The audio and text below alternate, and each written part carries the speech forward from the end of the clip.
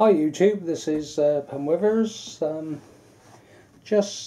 know if you can see that section through there compared to this section. I got hold of some of this, it's called structure gel. It's an acrylic medium, basically dries clear. And it's just, obviously Woodland Scenics do the water effects, which is I think about £15, and this tub here was about £8. So basically just I'm doing it fairly well, smooth. I'm going to give it a try like this. The ripple effect here looks quite, I did a little bit earlier and waited for it to dry out. But you can build it up a bit thicker, so I thought if I get some ripples done all over this section, then I perhaps go over it and do some bigger bits to create some waves. Allegedly this will keep the shape, and as you see, it's not too hard to apply. And what I liked about it was the cost.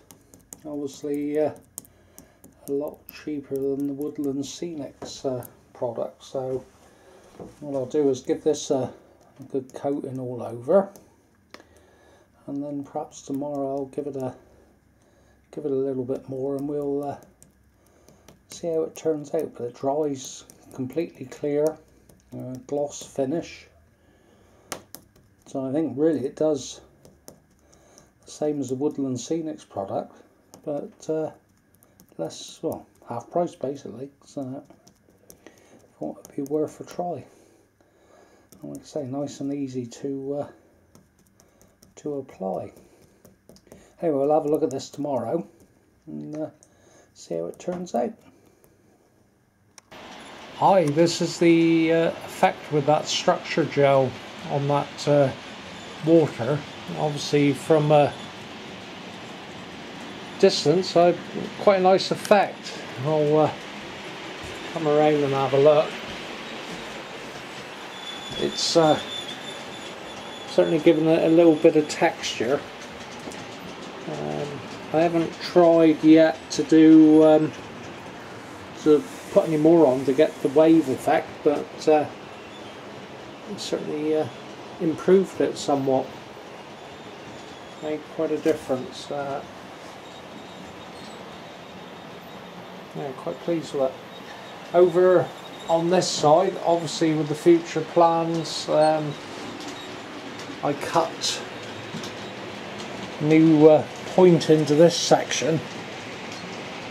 This one here was the branch, so put a larger point in here. I'll just hang on a minute.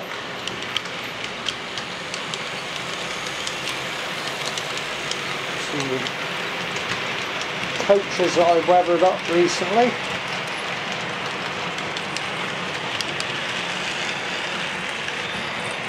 So yeah, we've put this point in and realigned the Falmouth branch. That was the Falmouth branch, which I've now made into a siding.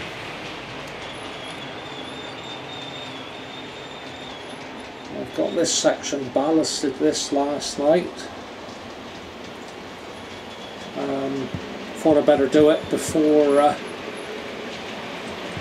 I make a start on the turntable area, because I doubt if I'll be able to reach it. So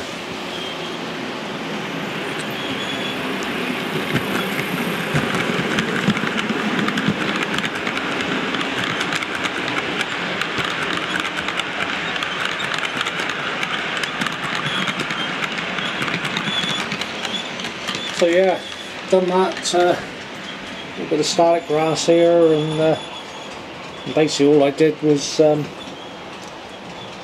moved that signal box back a little bit, so it gave me enough room to bring this new line through.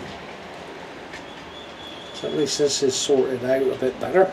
and I also cut in a couple of points here, double slip, just to give me a crossover. And this point here is going to be the entrance into the yard area. So what I've done down here, just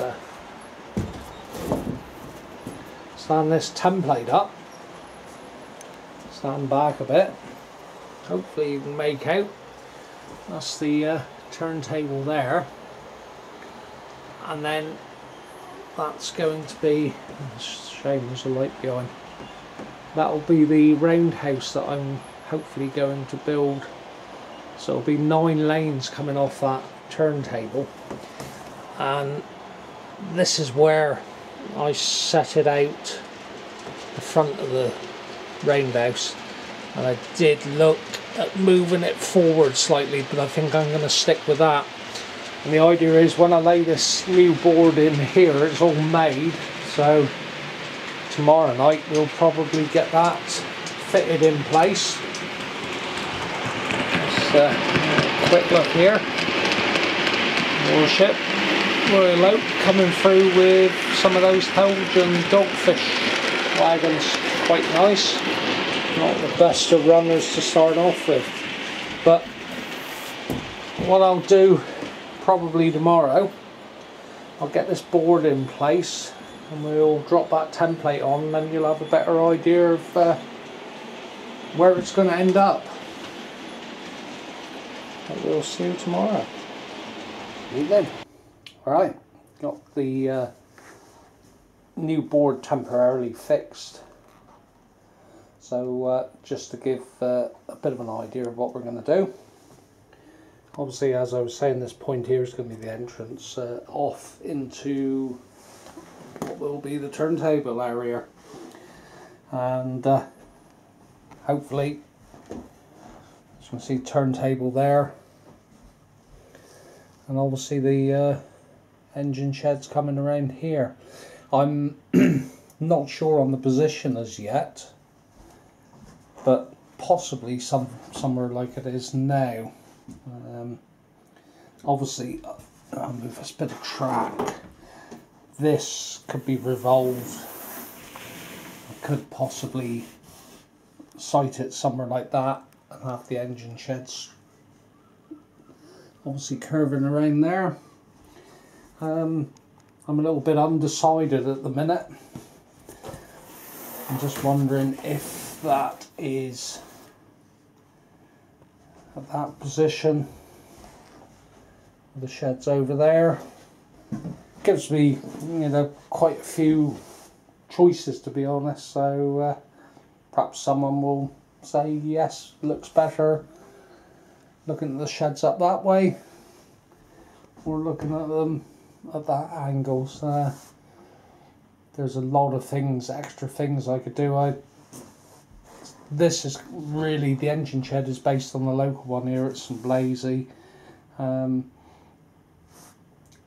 It's not orientated the same way as St Blazy would be, but I'm just taking bits from different areas. So, but it gives me obviously a nice bit of storage here. I don't want to go, I think you can do something like 55 or 60 tracks off this. I don't want to go like that, but it might be nice to have perhaps 2 or 3 lanes there. I wouldn't mind doing possibly on this track coming in, perhaps having a fueling line here.